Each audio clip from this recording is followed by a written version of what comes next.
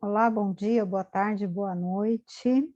Vamos então à nossa aula de número 22 aqui. Falamos hoje sobre mediunidade. Eu vou colocar um pouquinho a respeito de mediunidade, de diferenciação entre espíritos familiares, sofredores, vingativos, e falar também um pouquinho dos ataques e também as defesas que a gente pode fazer como médium.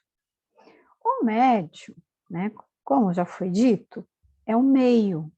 Ele é um meio entre o plano físico e o plano espiritual. É uma pessoa que tem uma sensibilidade mais aflorada, porque médium todos são, mas essa pessoa que eu estou me referindo ao médium é uma pessoa que já tem uma mediunidade ostensiva, que tem aquela, não posso dizer, uma sensibilidade mais aflorada. Então, ele acaba percebendo mais as energias, está mais suscetível a receber influenciação e ataques também, e acaba passando mal, afeta o físico mesmo, né? Então, vamos lá. Temos os espíritos, eu vou pegar até uma figurinha aqui, deixa eu ver como é que vai sair aqui no vídeo. Temos os espíritos familiares, temos os nossos guias, mentores, protetores também. Temos também aqueles espíritos sofredores, aqueles que não sabem nem que desencarnaram, que acham que não existe plano espiritual, que está ligado muito à matéria, e que não cultivou ali dentro de si não só merecimento, mas bons sentimentos, ou então até mesmo foi chamado por um grupo de resgate socorrista e não foi, né? E está ali sofrendo, né? Teimando na sua parte material, querendo, ou, por exemplo, eu quero minha casa, quero meus bens, etc. Então, ele está sofrendo por algum motivo e está sofrendo ali. Então, é o espírito sofredor. E temos aqueles que têm consciência que estão desencarnados e estão ali plenamente ativos, né? Ou tentando, ou encontrou alguém, né? No caso que eu estou me referindo aqui ao médium, né? Encontrou um médium que era um antigo desafeto do passado, e ali, eu vou me vingar do médium, fazer tudo que ele fez de errado comigo, vou me vingar dessa vez. Ou então ele foi pago para prejudicar alguém, tá? Então vamos lá. Espíritos familiares são aqueles que estão ligados a nós por afinidade, pode ser algum antepassado, e que estão ali nos auxiliando, nos incentivando, nos inspirando. Então, são os espíritos familiares. Eles muitas vezes vêm nos visitar em casa, estão ali conosco, sempre auxiliando, inspirando. Temos aqueles espíritos amigos, né, que estão ali do outro lado.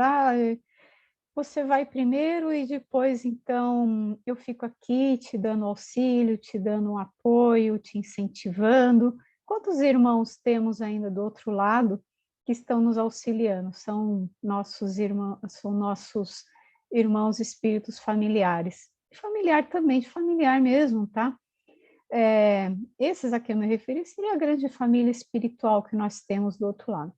Mas temos aqueles também que desencarnaram antes de nós, em nossa família, e que já estão ali num grau de poder auxiliar-nos, e ficam, às vezes, vêm, dá um auxílio, dá um conselho, porque eles não têm que ficar o tempo todo conosco, né, gente? Porque eles têm mais o que fazer da vida, tá? Então, não queira acreditar que vai ficar alguém do seu lado o tempo todo, tá?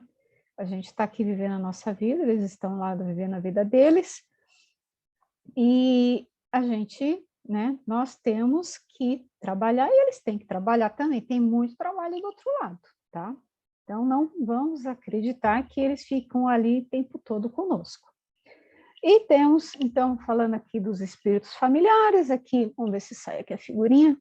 Os espíritos familiares estão ali conosco, os espíritos sofredores que estão ali agarrando a perna ali da pessoa, e temos aqui os espíritos revoltados, tá? Eles estão bem feinhos, mas não significa que eles não possam plasmar qualquer imagem, porque estando conscientes, eles conseguem sim. Então, vamos lá. Espíritos familiares, eu já expliquei um pouquinho quem são. Temos os nossos guias, mentores e protetores, tá? Que são trabalhadores, são muitas vezes parte da nossa família espiritual, aqueles que já estão num grau de poder orientar, trabalhar, conduzir um trabalho, seja no seu médium incorporante, seja qualquer outro tipo de trabalho, psicografia, psicometria e trabalho de pintura mediúnica também. Então, é um mentor, um guia.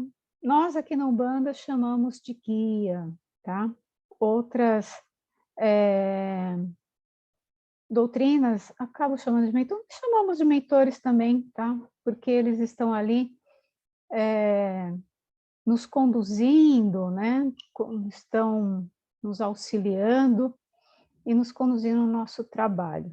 Temos os protetores também, tá? Aqueles que têm algum trabalho mais específico, de importância, algum trabalho que envolve tanto espiritual quanto físico, tá, gente? Não é porque uma pessoa trabalha, não trabalha espiritualmente, que ela não possa ter seus protetores.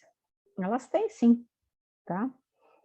E os espíritos vingativos que eu acabei de falar. Então, vamos lá. O que eu quero dizer aqui? Não temos nenhum trabalho com nossos familiares, né? Pelo contrário, a gente que dá trabalho para eles, né? Com os espíritos sofredores, o que significa? Esses espíritos, muitas vezes, eles estão perdidos, eles não sabem onde estão, eles desencarnaram em alguma condição que os deixaram muito fragilizados, ou por alguma doença, por algum desencarne mais traumático. Então, eles ainda não estão conscientes do que lhes aconteceu. E eles ali estão, por ali, é tudo um breu, tá? É tudo como se fosse um breu, eles não percebem muito bem a realidade. E aí, ele vê alguma pessoa que tem uma sensibilidade, uma porta, uma comunicação, um médium, um meio. E aí ele agarra ali naquele médium. Ah, eu vou ali, sentir alguma coisa, vou aqui. Esse médium que tem uma sensibilidade, né? Acabou atraindo ou deixando-se, nem sempre deixa, tá, gente? Porque às vezes os próprios guias colocam alguns sofredores no nosso campo para que depois a gente possa encaminhá-los nos trabalhos, isso para os médiuns do trabalho. Então, o médium estava ali, a pessoa estava passando, e aí um sofredor grudou nele, no campo mediúnico dele. Esse sofredor, ele está ali, ele pode ficar ali um tempo, depois ir embora, mas pode também fixar ali no médium e ficar um tempinho maior. Então, o que o sofredor, ele está ali naquela confusão? Uma pessoa muito sensível vai começar a sentir uma confusão também na sua mente. Um sofredor que tem alguma doença, que não desencarnou por alguma doença específica, ainda está vibrando no seu perispírito. Lembrando que perispírito é uma camada que cobre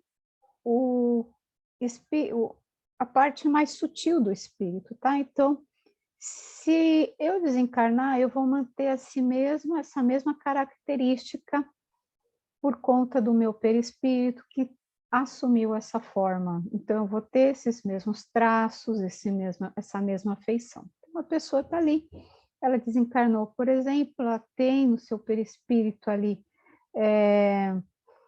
ainda vibrando aquela doença, né? Ou então o seu mental acredita que aquela doença ainda está ali, porque ele não entendeu o que aconteceu. Então ele acredita que a doença ainda está ali.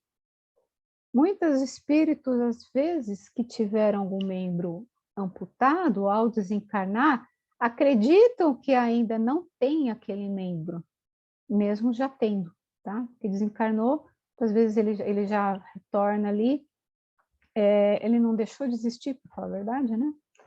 Mas ele, no mental dele, ele ainda não acredita, ele não percebe, não tem a percepção, não tem os olhos de ver. Então, aquele sofredor que está ali, ele grudou no médium e o médium começa a sentir aquelas sensações, da doença, sensações do desespero, começa a querer chorar do nada, entende? Se ele percebe, o que ele tem que fazer? Ele tem que pedir, então, para que seja encaminhado, tá?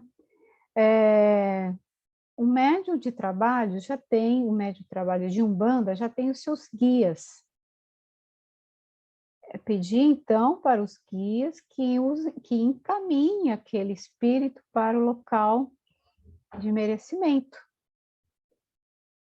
O médium uma pessoa que ainda não é um médium de trabalho, não sabe, não é um médium atuante na Umbanda, pode, então, pedir para que aquele espírito vá até uma igreja, ou então essa pessoa vá até a igreja, vá até o local de oração, vai até um templo, e peça né, que cure, que limpe, que encaminhe aquele sofredor. Percebeu que tem um sofredor, pede para encaminhar.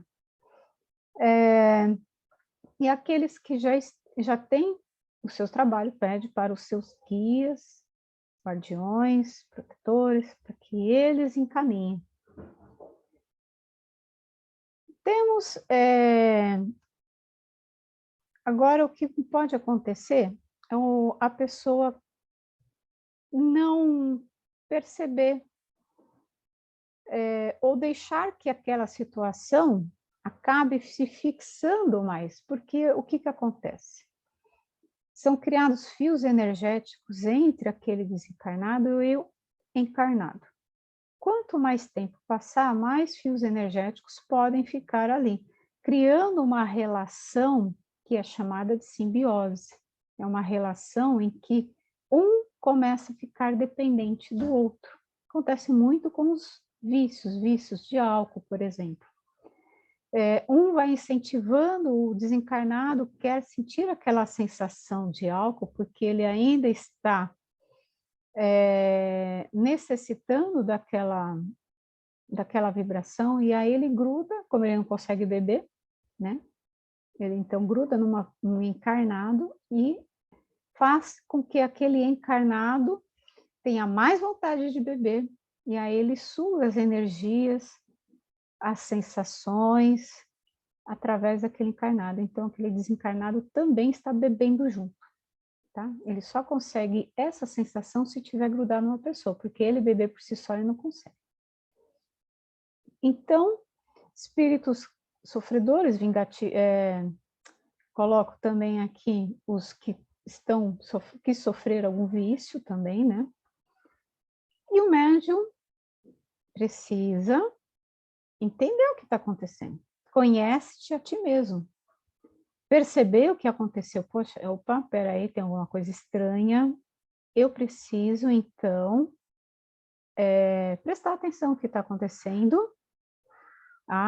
Percebi que tem alguém do meu lado, percebi que, né, acredito que seja um sofredor, não importa. Pede para os guias, então, encaminharem, certo? Além dos sofredores, nós temos também aqueles espíritos que são chamados de vingativos, ou espíritos que foram, né?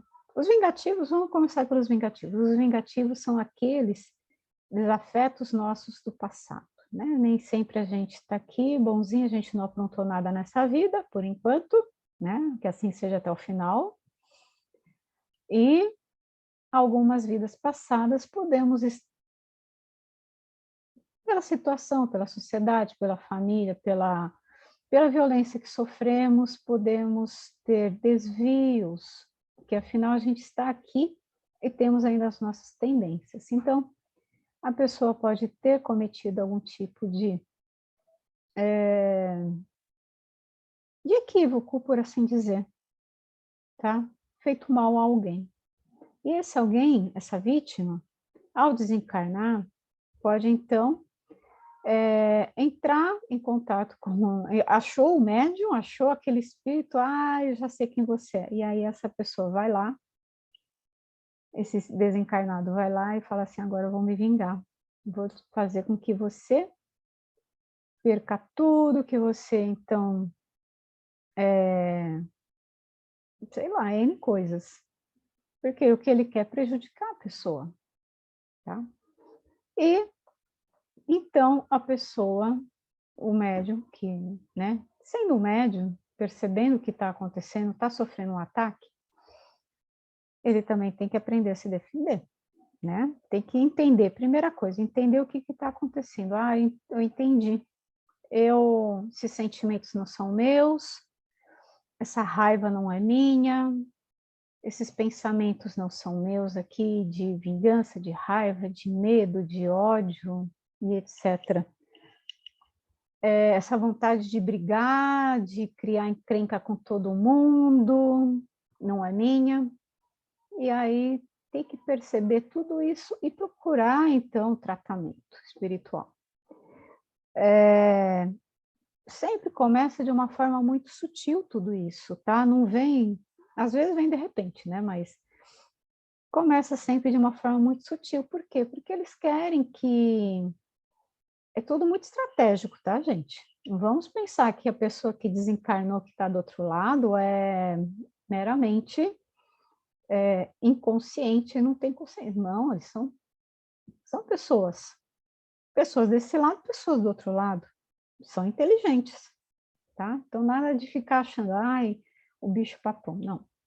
Então, esses desencarnados, eles começam, então, a agir sutilmente, começam a induzir pequenos pensamentos, começam a induzir pequenos hábitos, né? A pessoa já tem alguma tendência, por exemplo, a um vício, vai ficar lá, devagarzinho, incentivando, desviando. A pessoa está fazendo algum trabalho mediúnico, vai começar assim, está com preguiça, estou com preguiça.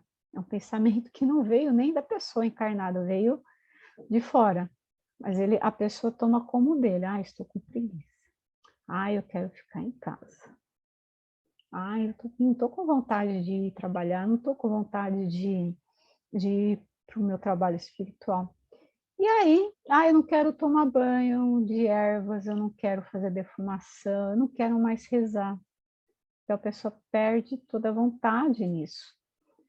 E é aí que eles ganham mais força, porque a pessoa está perdendo sua conexão com a luz, e perdendo a conexão com a luz, abre brecha para que as sombras entrem. Então, é necessário que o médium perceba todo esse movimento. É necessário que ele perceba esse movimento. E aí, ao perceber esse movimento, ele consegue, então, cortar. Ele consegue conduzir seus pensamentos, controlar seus pensamentos. Isso aqui não é meu. Ele percebe que aquilo não é dele, ele já corta aquele pensamento. Você consegue perceber que aquele pensamento que veio aqui não tem nada a ver com o que eu estou pensando, que eu sou, automaticamente, aquele médium já está cortando a conexão.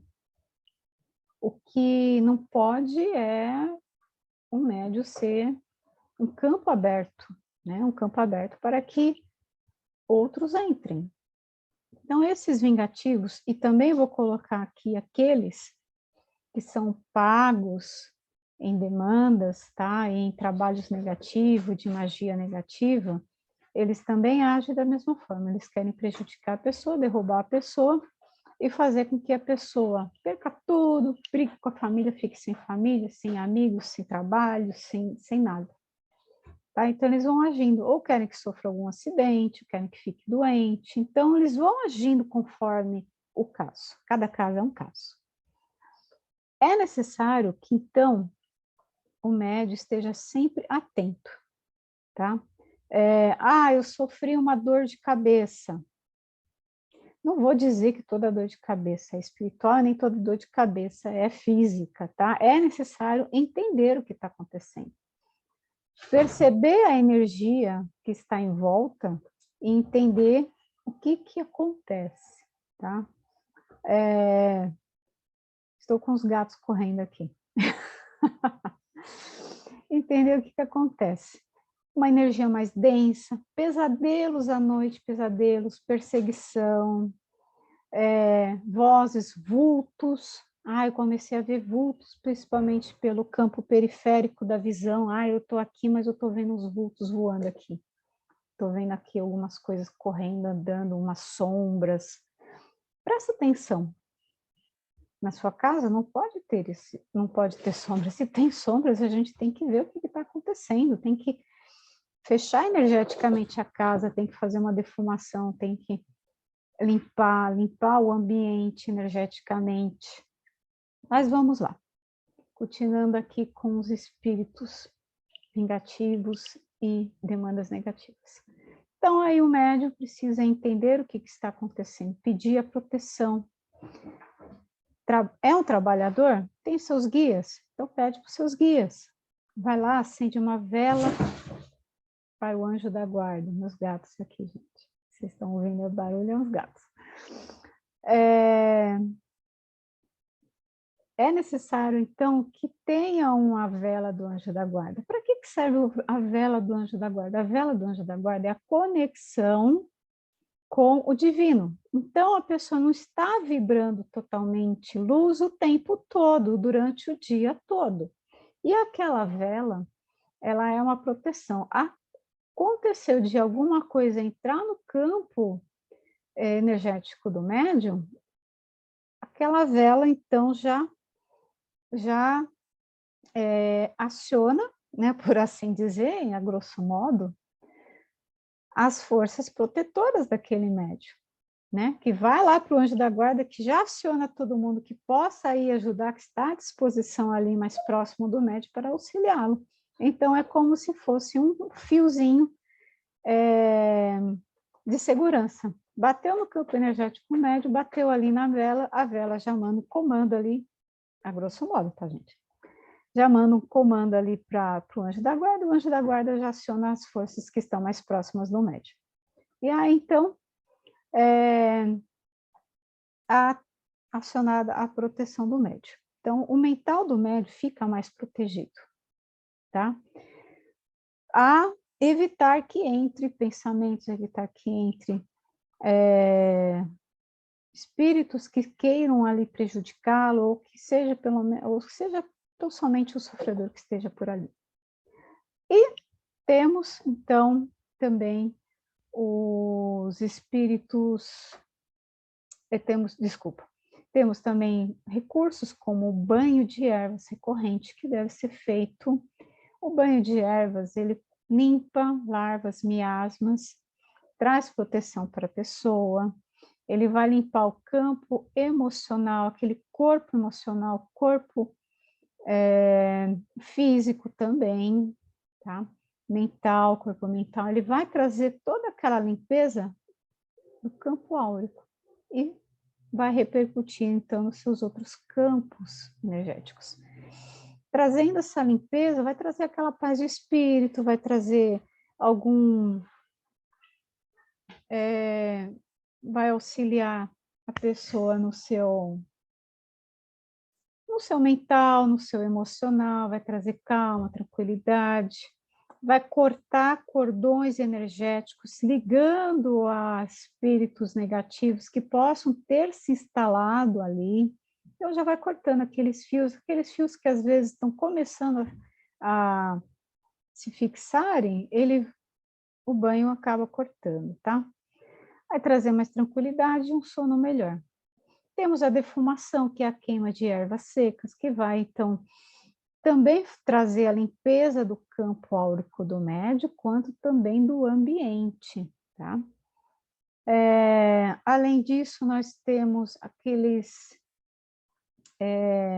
além do banho da gente, a gente pode levar um banho para casa. Como que a gente faz? A gente pega um pouco de ervas, né, um chá, entre aspas.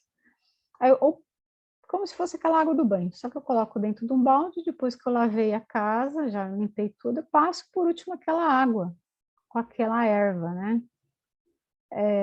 Coada, tá, gente? Não vamos deixar a erva espalhada pela casa, por favor. E aí a gente também faz a limpeza do ambiente. A limpeza do ambiente também tem que ser por palavras, pensamentos, por sentimentos daqueles que vivem na casa. É um ambiente mais tranquilo, um ambiente sem briga, um ambiente mais cordial. Tudo isso auxilia na limpeza energética da casa. E o que mais que temos? Além da firmeza do anjo da guarda, nós também, os médiuns de Umbanda, aí eu vou estar falando para os médiuns de Umbanda, tá? Os médiuns de Umbanda, é necessário acender a vela, é necessário fazer os banhos, é necessário fazer defumação de tempos em tempos. É necessário ter também uma firmeza de esquerda. Mas como é que eu faço essa firmeza? Não precisa ter um canto com uma vela de 7 dias. Não, não precisa. Mas um médium atuante, é necessário que ele faça uma vez por semana, num certo espaço da sua morada, tá? O sentido contrário, o sentido oposto, ou no sentido que não é no altar, gente, é num lugar diferente, num sentido oposto. Ah, eu não consigo, os dois vão ficar no mesmo cômodo, não tem problema, mas num canto, outro no outro canto. Então, acender a vela do anjo da guarda num canto, vai acender a firmeza na outra ponta do cômodo, naquele espaço. E acende no chão, vai acender então uma vela palito, tá? Preta e vermelha, ou preta, tá? Ou uma preta e uma vermelha, tá bom?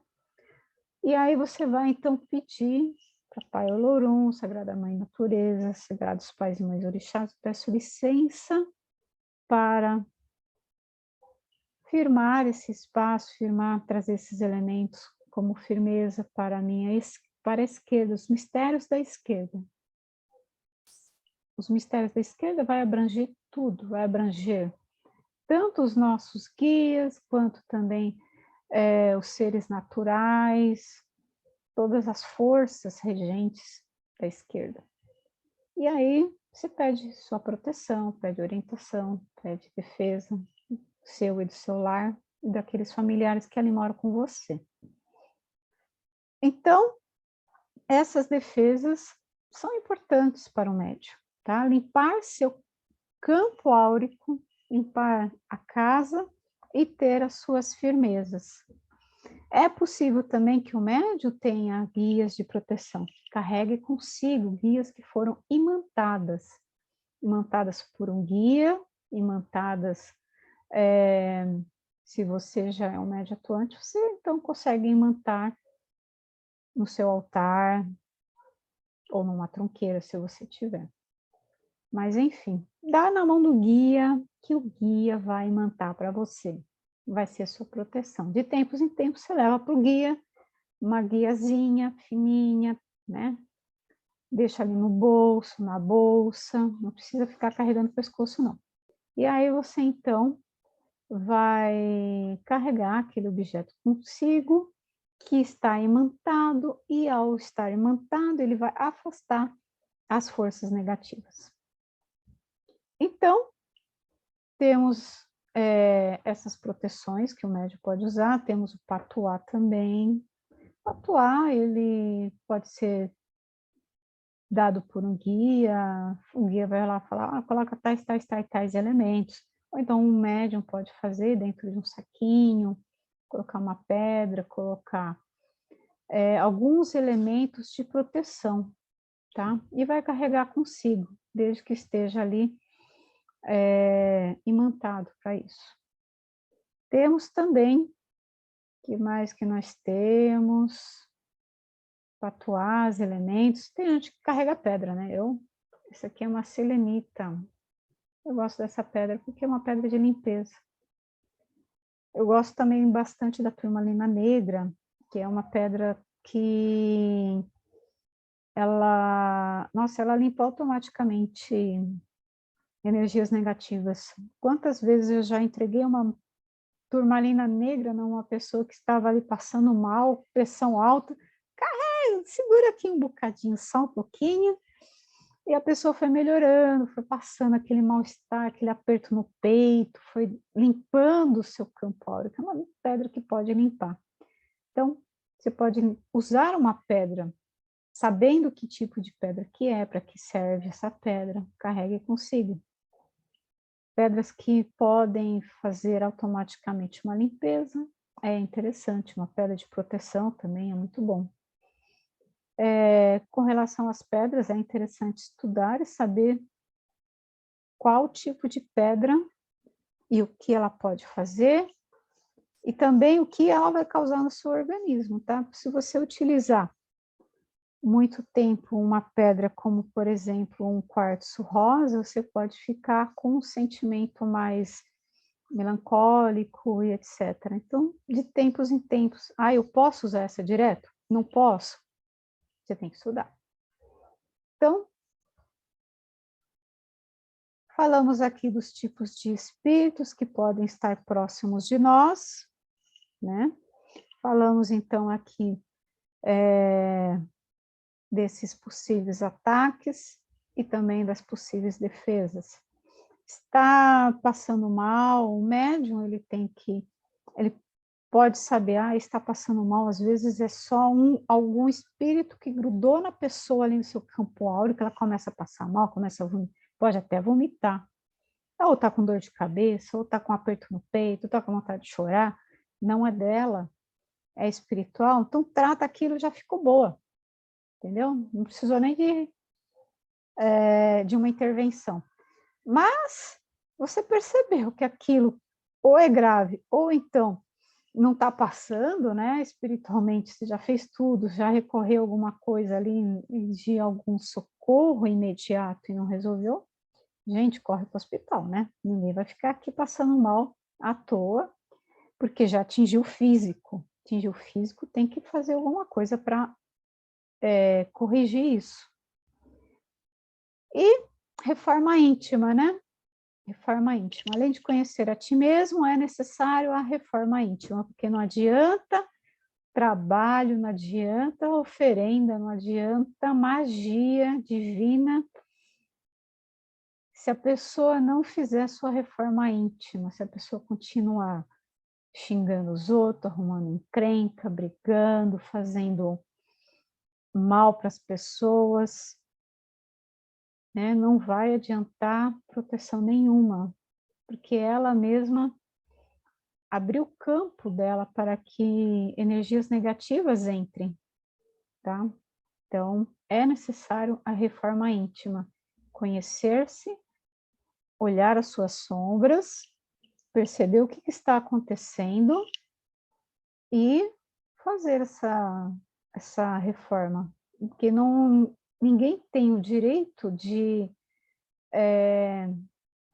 se achar no dono da razão, brigar com as pessoas, se achar no dono da razão, sair criticando, como temos muitas pessoas que,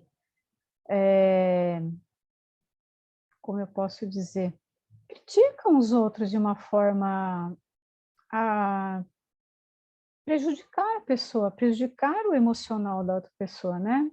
Não usa boas palavras, coloca palavras odiosas nos seus comentários. Bons sentimentos isso aqui não está nutrindo, né? Então não adianta querer fazer proteção, firmeza, tronqueira, banho, defumação, porque ela mesma já está atraindo as suas próprias companhias, né? Diga-me quem tu andas, que eu digo quem tu és. Diga-me quem tu és, que eu direi quem anda contigo. Certo? É necessário, então, a reforma íntima, é necessário a cura interior, a cura das sombras, a aceitação das sombras, acolhimento, que a gente acolhe a nossa sombra e fala, oh, minha sombra, está aqui, né? Sei que sou assim e vou, então, trazer um pouquinho de luz mais para dentro de mim. E vamos caminhando assim, vamos fazendo durante várias encarnações. Essa daqui não vai ser diferente. Ninguém vai sair daqui luz com uma harpa na mão, né? Mas vamos sair, mas estamos tentando sair um pouquinho melhores do que chegamos. Então é isso, minha gente. Muito obrigada pela paciência, muito obrigada aí pela audiência. Nos cuidemos, rezemos antes de dormir, façamos as nossas orações antes de deitar, porque a gente vai fazer no sono a gente tem desdobramento, quem não sabe desdobramento, a gente sai do corpo, vai para o plano espiritual. Então a gente tem que estar sempre mais tranquilo possível. Faça uma oração, peça proteção, peça para o seu anjo da guarda, faça uma oração para o seu anjo da guarda, pedindo proteção, que ele te guie, te oriente, te proteja à noite, no dia seguinte. Acordei correndo, não consigo fazer uma oração, não tem problema, faz à noite e pede para o dia seguinte também, tá? É necessário, porque estamos na matéria, estamos rodeados sempre de todo tipo de energia, todo tipo de desencarnado também, é necessário a gente estar, e de encarnado também, né? Sempre vem os encarnadozinhos né, encher a nossa paciência, tirar a nossa paciência. E aí, então, é necessário estar sempre tranquilo. E fazer os banhos, porque a gente não é luz o tempo todo, né? Se a gente for luz 5 minutos, tá bom, né? Então faz os banhos, faça a defumação, acenda a vela do anjo da guarda. Uma vez por semana também acenda uma vela para a esquerda. Você é médium de trabalho, acenda uma vela para a esquerda. Não é médium de trabalho? Não faça isso, não precisa. Acenda uma vela para o seu anjo da guarda. Tá bom? E peça proteção. A partir dele, toda a proteção virá. Agradeço, então, a paciência, agradeço, então, a audiência. Muito obrigada. Proteção, que Pai Oxalá possa abençoar a todos. Gratidão.